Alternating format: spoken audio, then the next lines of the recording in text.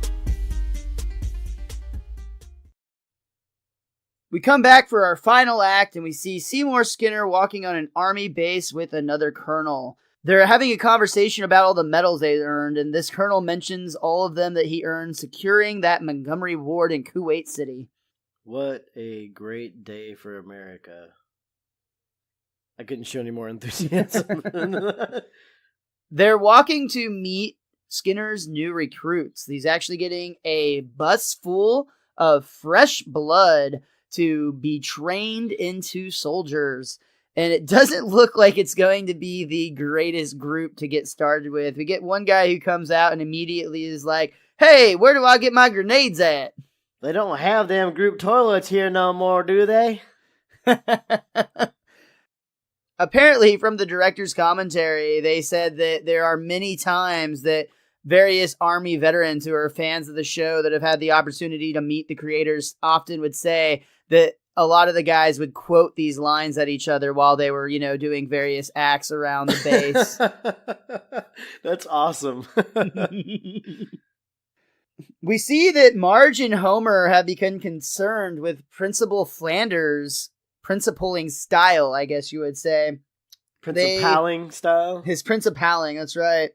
And they basically just kind of want to ask him about what's going on at the school since it's being overrun. And Marge is feeling a little more principaled about how this is going. I see what you did do there. This all day.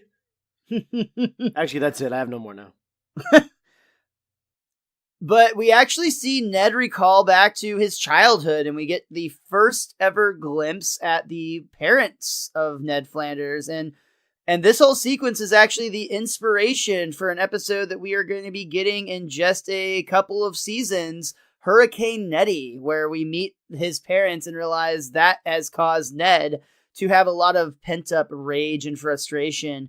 In this case, however, we just see that Ned's folks are very lackadaisical, I guess you might say.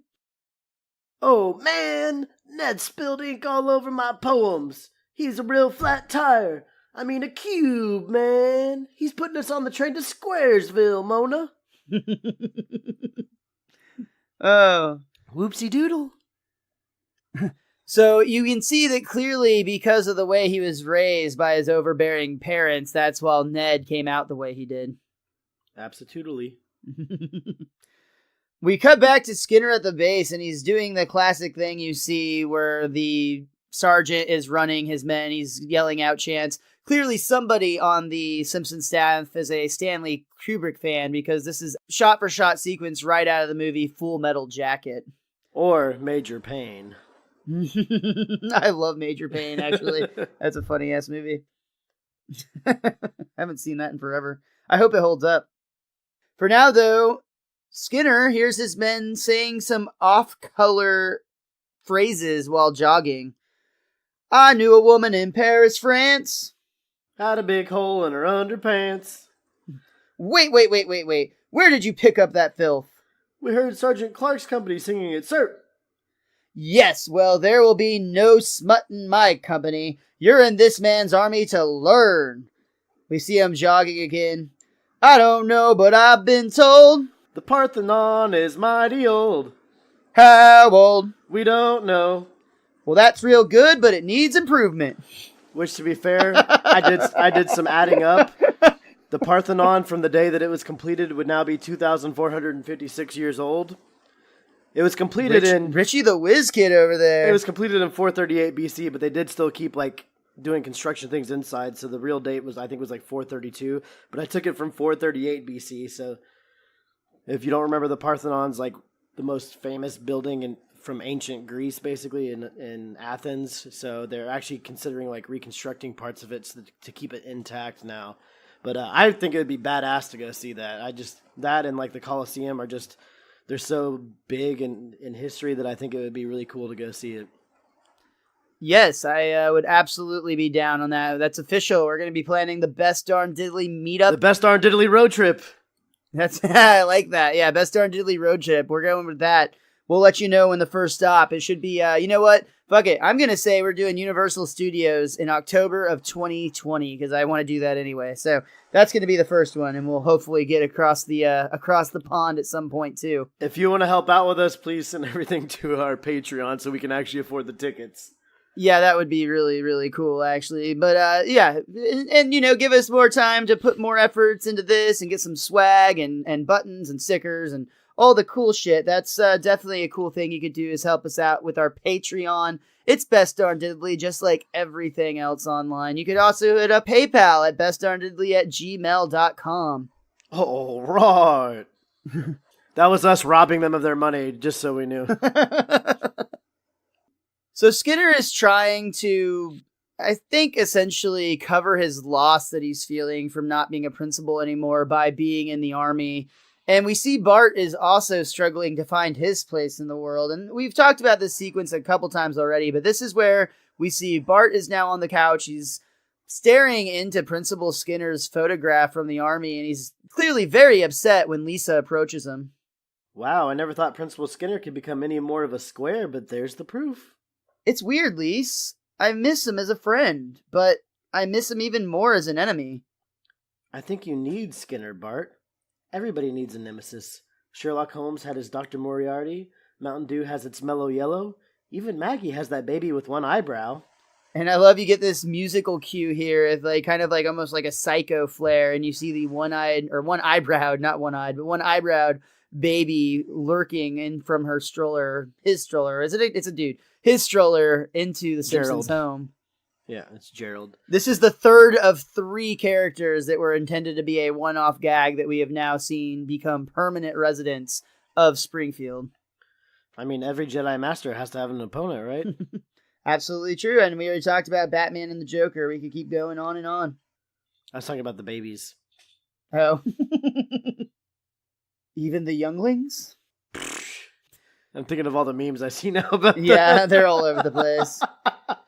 Back at the Army training camp, Skinner is training his men to shoot artillery, but he's staring down the range through his binoculars and he sees Bart come over the horizon. Men on the range, change your trajectories! We see all the recruits start to tilt their cannons or whatever those are, artillery shooters, upward, away from Bart. And then we flash to the Quickie Mart, where we see Apu talking with Sanjay about some new additions to the store. 16 brand new gas pumps. At last we can compete with the gas and gulp.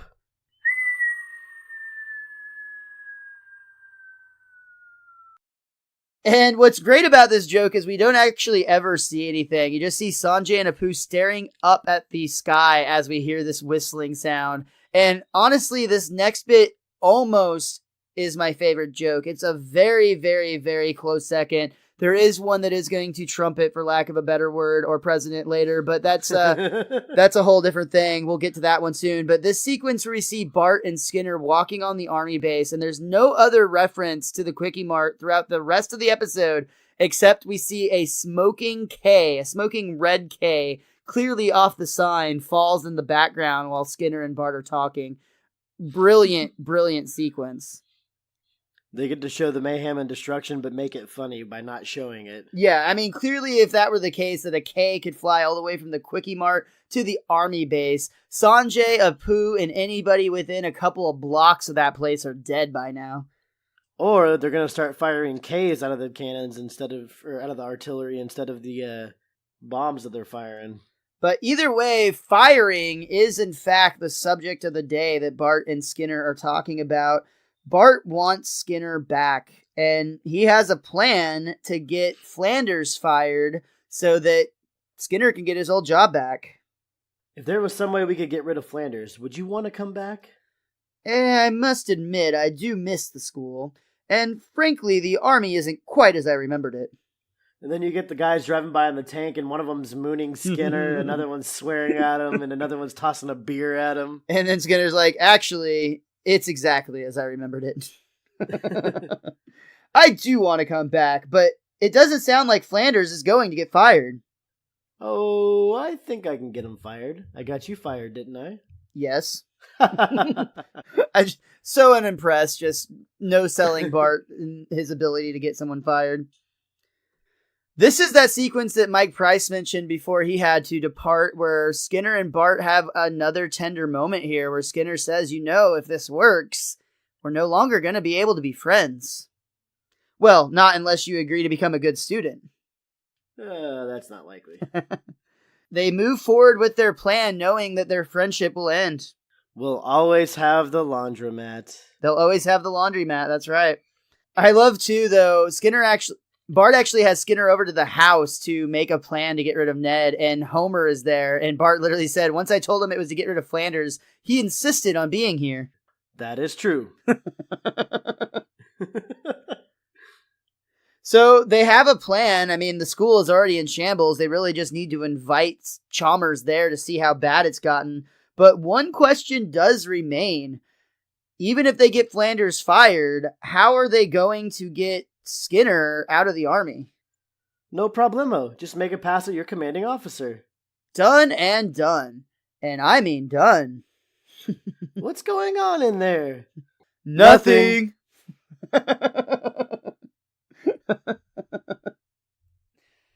We are back at Springfield Elementary, and it is time to put the plan in motion. It's all coming together when you see Chalmers show up, and Bart points out, "Come on, Chalmy, you fired Skinner for less than this." Yeah, I did, but Skinner's really bugged me. Besides, the way America's public schools are sliding, they'll all be this way in a few months. I say, lay back and enjoy it. It's a hell of a toboggan ride. Over the PA system we hear, "Well, cockly-doodly-doo, little buddies. Let's thank the Lord for another beautiful school day." Thank the Lord? Thank the Lord? That sounded like a prayer. A prayer? A prayer in a public school? God has no place within these walls, just like facts have no place within organized religion. Simpson, you get your wish. Flanders is history. And of course, that is the joke that absolutely slays me every single time I hear it. By far the best joke in this episode, in my opinion. Yeah. And just how quick he is to get fired up about it, too. Well, and then the follow-up here, too, when Ned and Chalmers are talking, Ned says, "Well, I really enjoyed my time here, Superintendent. May the Lord bless you and keep you." Yeah, take it outside, God boy. Oakley dokley. I love the God boy thing. That just kills me every time, too. Take it outside, God boy. Immediately, Skinner is back on patrol. "Dirksen, tuck in your shirt. Chaffee, spit out that gum." And we see one last appearance from our British Superintendent Leopold.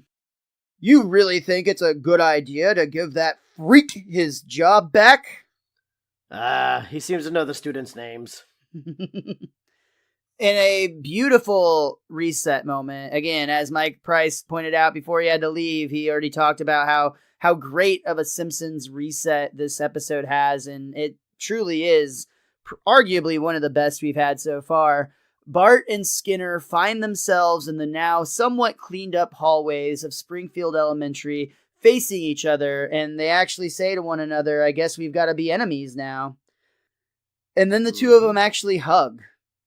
Only Bart starts chuckling as Skinner walks away because, of course, Bart had to get a little prank in on his nemesis. He actually put a "kick me" sign on the back of Skinner, and he's chuckling about it. In an absolute moment of brilliance, we hear Skinner start to chuckle as well, and I think he gives out his now signature, "Oh, mercy." And as it pans out, Mercy. we can actually see that Skinner put a "teach me" sign on Bart's back. And they both walk away. Written perfectly, just like his letter. Both getting, perfectly. Yeah, it was immaculate handwriting. But this is amazing. This is a great reset. This is a beautiful story between these two characters, and something much different than a lot of the episodes that we've gotten around it, to be honest. Just the way it was set, it wasn't the same style of episode as we've been getting. It did truly feel a lot different in many ways. And maybe that's because it was the 100th episode, or maybe it's just because this might be the first time we truly got to explore Skinner as a character outside of smaller doses of his character. This was a more of a Skinner-centric episode than it was a Bart episode. But either way, this does bring us to the end of Sweet Seymour Skinner's Badasssss song. Richie, was there anything else that you or that book wanted to point out before we wrap up here? Well, I think this is, we've kind of hinted at it before in the past, that maybe this is where the character Skinner kind of changes a little bit, because he's so angry and gruff for the first couple seasons. But this is the first time, like you said, we really get behind the curtain on Skinner, and this episode changes the way Skinner is for the rest of the series, I believe, because we get those moments where like you like seeing him being poked fun at, but you also feel sorry for him in a lot of ways, and you understand the dynamic between him and Bart, where they kind of need each other. With the Edna and Skinner stuff that will happen later on, where Bart actually sticks up for him and tries to protect them in a way. But then there's like the episode where they get snowed in, where they want to pull pranks on him all the time, so to speak, and he is kind of he's the guy that the bullies are taking the underwear from, and like you like to laugh at his misery kind of person is what I'm trying to say in a lot of aspects. So you get both sides of that, and again, like Michael Price said, Harry Shearer just nails it, and I don't know that you could play any other character this way, or I don't even know if anybody else could pull off this kind of character, because it might sound too boring, just like he said, and I never thought of it in that respect before, but he was absolutely right. And so it was really great to see this episode where that relationship is now going to be firmly planted from here on out. But other than that, my guidebook, The Simpsons, A Complete Guide to Our Favorite Family, wanted us to point out, we kind of skipped over it, but when Santa's Little Helper's in the classroom, Edna says, "Ha! It thinks it's people," which we just heard that line 2 episodes ago in the Stampy episode. So you talked about all the Jurassic Park references, and this episode's referencing an episode that referenced that, so... I always enjoy that line, so I'm glad that they threw it in again so fast. Very cool. I pretty much said everything I need to say about this episode for the most part. I am going to share one more short story from the director's commentary. Once again, talking about Dave Merkin, who at the time that this commentary was recorded, this would have been about the time that they were actually working on about the 350th episode. So well past 100 at this point and beyond. But he remembers that when they were at the 200th episode premiere, he had made the joke at the time, he had put in the notes that we're halfway there. And at the time, everybody thought that was a big laugh. There's no way, no show ever gets to 400 episodes, of course. That's a complete joke.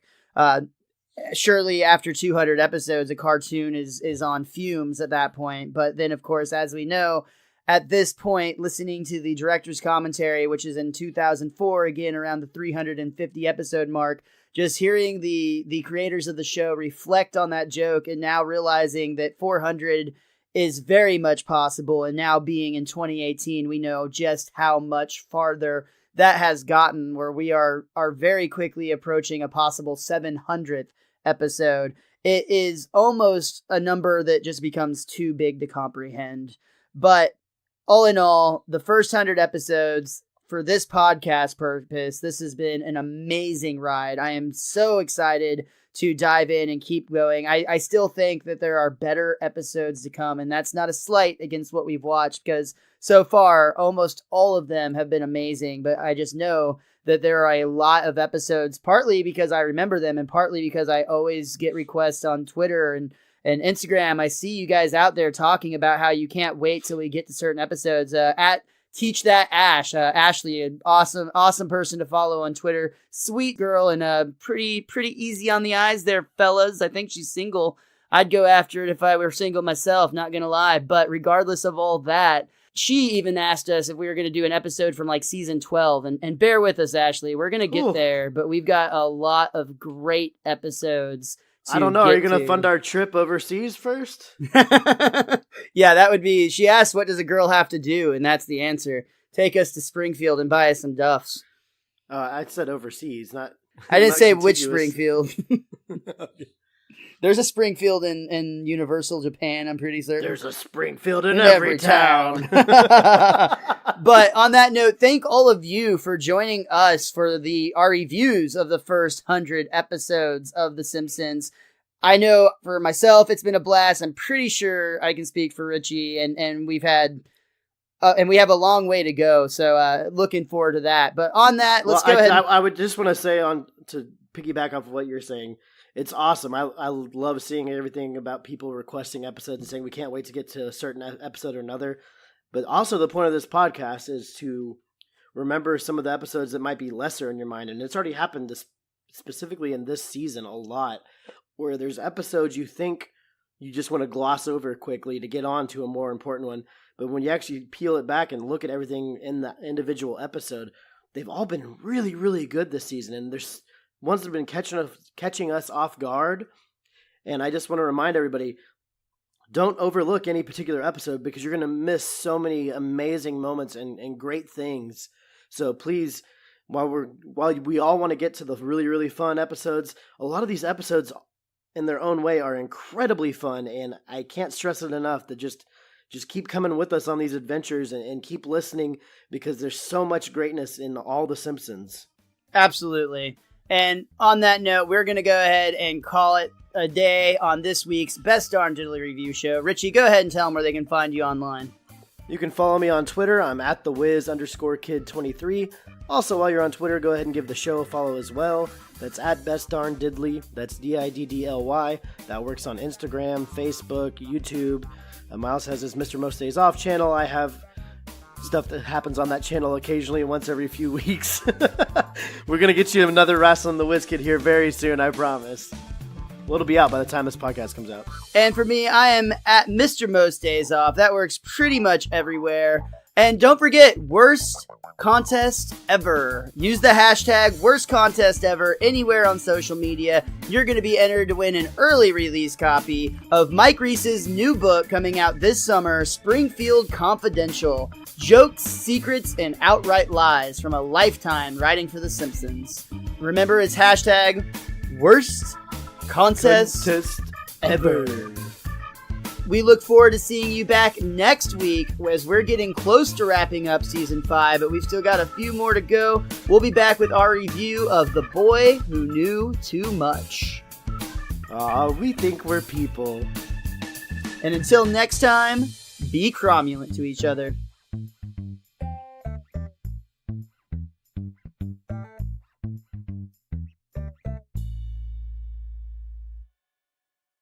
Every year, new TV shows get canceled.